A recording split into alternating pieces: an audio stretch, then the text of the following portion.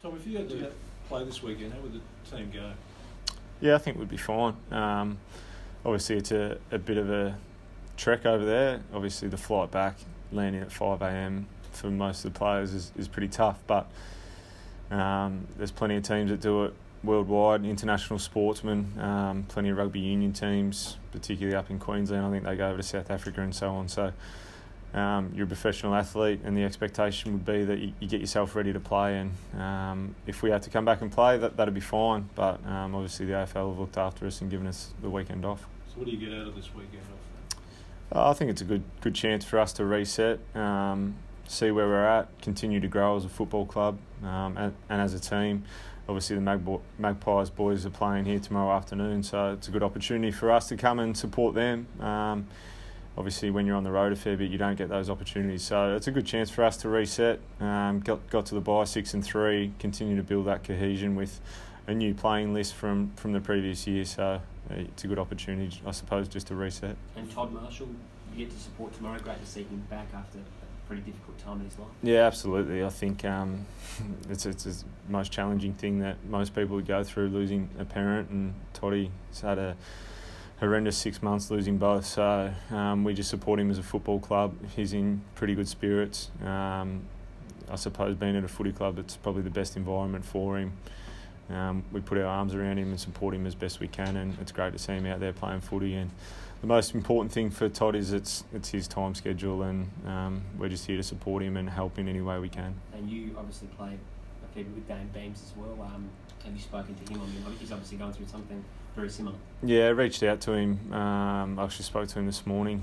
Spoken to him a little bit throughout the process. Obviously, it's such a challenging period as well, and I think he spoke so well the other day in that, I think was it a media outlet or the club put out a video and spoke so well about the mental side of the game, and I think there's so much positive to come out of what he did in such a negative situation. And I think that Dane's put himself probably first, which is important, and the football club. And when you go through a challenging time like that, it's important that you look after yourself and your family. And he's got a baby due in 5 weeks, so his second child. So I'm sure the right support networks around there to support him, as the one is here for Todd. And you obviously don't want anyone to go through that period, but I'm sure he'll come out the other side much stronger. Tom, did your stint in the Sandful spark a resurgence in playing in the last couple of weeks?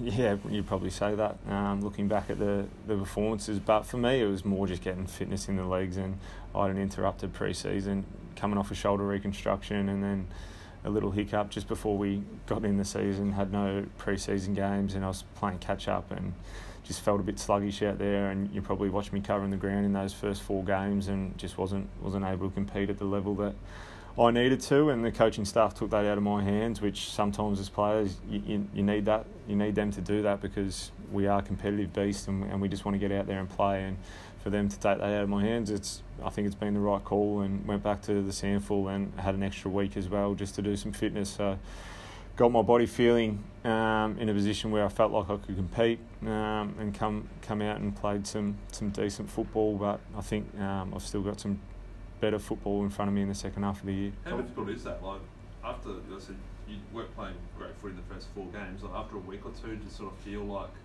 you put your hand up and say, oh look, maybe I need to crack a couple of weeks in the Sandful, or you just sort of leave it up to the coaches to make that call for you? Yeah, as I said, in your competitive beast, you want to play every week, and for me, I knew that I wasn't at my best, and particularly after the Sydney game, we had an outstanding win, and I knew that I did not contribute whatsoever. One handball late that Kenny tried to sell and pump me up and get me going, but it didn't happen. And obviously it's not the start that I was looking forward to at Port Adelaide, and I would have liked to start the season, hit the ground running and doing what we do. And the good thing is we've won 6 games, and the team's in a really good position. So individually, I think everyone goes through different form slumps or whatever else not. But for me, to get some confidence out of the last 2 performances and know that I can compete at the level is really important. But building that cohesiveness amongst the midfield group, we've obviously got Sam Powell-Pepper back, who's been outstanding the last 2 weeks, and Ollie Wines has had another outstanding season, and to build the relationships with Brad Ebert and Paddy Ryder around the contest has been really important. One that I think will continue to grow, and obviously Robbie's had a few good games as well, so I think the flexibility when we get that midfield depth, the ability to play Robbie a lot closer to home, see how dangerous he is. How brave was that for the coaches to keep you in the SANFL for a couple of weeks? Because you'd imagine there would have been some pressure on them to say, they brought you from Brisbane as a high-profile recruit, so how brave was it for them to say, no, you're just going to stay there until we think you're right? Yeah, you probably have to ask them, but there's no doubt that I think people would say it was a pretty big call at the time, and one that I'm thankful that they made. And the hardest thing for me was earning the respect of your teammates. That's the most important thing when you get to a new club. I think you want to earn that respect, and I wasn't able to in the first four games. So to send me back and play, and I had a little calf complaint, but got through that, and it was a good call, I think, and they were open with me the whole time about it. It wasn't as if it was a shock to me, and but as I said, I was always pushing and continued to do whatever's best for the team, and I wanted to play footy with the seniors straight away and play my best footy, but as I said, wasn't able to do that. But hopefully we get the benefits in the back half of the year, and we continue to grow and build those relationships with the new players coming in. Did you get a say at the start of the year whether you could go straight in the AFL, or was it out of your hands? It was out of my hands, but in saying that, I thought I was ready. I'd done enough training through the pre-season to think I was right. But I think the most important thing is when you get a little bit older, those pre-seasons are really important. You probably don't realise it until you miss one, and then you're playing catch-up all the time. Like, I'm 28 now, and you do start to feel it a little bit. Obviously a bit colder down here as well. Your joints ache a little bit more than what they do up in Queensland. So in hindsight, we probably would have played SANFL the first 2 weeks, but lessons learned, and as I said, we're in a pretty good position to set ourselves up for a strong tilt. You must feel like now, especially after the last couple of weeks, that you definitely belong in this midfield. Yeah, yes and no. I think there's still plenty of work to do from my end to earn the respect of the playing group and of the Port Adelaide faithful, and we'll continue to grow that. I think the good thing for me is playing alongside Sam Powell-Pepper and working out how he plays and Ollie Wines, and just getting the balance right of when to crack in, when to hold your space around the contest. So for me, it's really exciting to be a part of this group. The relationships we've built will continue to grow, and I'm really excited for what lays ahead. And Tom, what about the group? I mean, 6-3, like you said, looking pretty solid at the break, but the last 13 games of the year, do you feel like there's significant improvement in the overall collective? Yeah, I think there is. I think there was a lot of commentary around it might take us 12 months to get our balance right around the new boys fitting in, but I think our last two performances, even though it wasn't a pretty game over in China, I think you're seeing that we played some pretty good footy, and the way we played in the showdown was a credit to the group and how far we've come. So the most important thing for us is building on that consistency. I think it's been spoken about a little bit. We in the past, we might have tended to play a good game and then a poor game, and you're always playing catch-up, and you don't want to get into that habit of doing that. I don't think we were in that habit this year. I think we were just off a little bit, and the competition's so even. I don't think, you look at the ladder, I think we're tied third, but that might go down to 8th, 7th or 8th. So any week, if you have a slip-up, and not playing this weekend will probably push us to the bottom half of the 8, if not out of the 8, because it's that close. And for us, we've just got to continue to improve and play consistent footy in the back half of the season. I think we've got 8 home games, or 8 games at Adelaide Oval, which is really, really good for us to play on our home deck. And I think we might have 1 or 2 at the MCG, is where you've got to win games of footy to win the ultimate. So it's a good draw. It's a good setup for us. And as I said, we've got to continue to build that consistency. How do you get through 14 consecutive games? It's the flip side of having the early bye. How do you deal with that? I think the management these days on players is really good. Macca's runs an outstanding program. The medical team monitor us so much. So 14 games is 14 games. So it is what it is, and hopefully it's more than that. Hopefully it's 17 or whatever it is. And the most important thing is that we start well after the bye. We play Hawthorn down in Tasmania. you don't want to look too far ahead. So for us, we've done a long pre-season. We've done all the stuff to make sure that we can run out games and finish the season really strong. And I think our second halves this year have been quite good. How have all the boys pulled up after China? I noticed Paddy just walked a couple of laps this morning and went in. How's the group? Yeah, I think we got through pretty clean. I don't think anyone had any hiccups. Paddy's obviously a management issue with the Achilles. We'll have a big session tomorrow, so there's no point going back to back for a guy like him.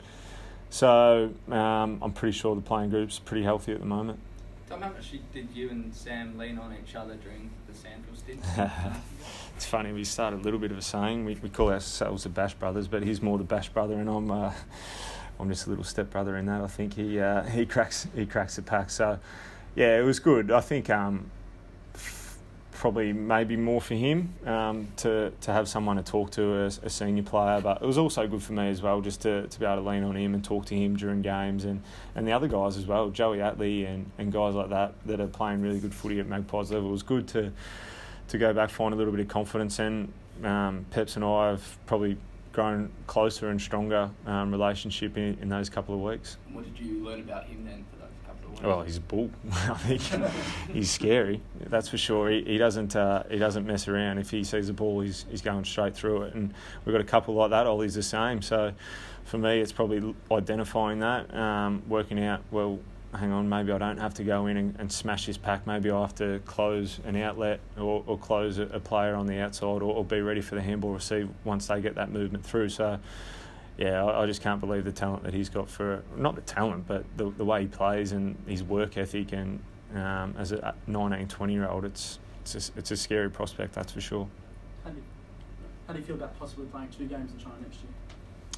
Yeah, I think it's an outstanding thing. I think the club, the relationship that they've built over there, it's an amazing thing. I think if I know everyone in the room probably didn't get to go over there, but it's the way the club does it, the relationship they've built, and it's really important for us. And I think Kenny and Trav spoke about it after the game. It's important that we back it up on field, and that's the most important thing. And I'm sure I've seen a few negative comments about it, but for the people that didn't go, I'd encourage them to go next year and have a look at what it does, and we're growing the game as well, and that's really important, I think, for not only players but everyone in the industry, that we continue to grow our great game. Is it hard though as a player, you look out and there's no one in the grandstand, because some of those pitches on the far side there wasn't really many? Not really.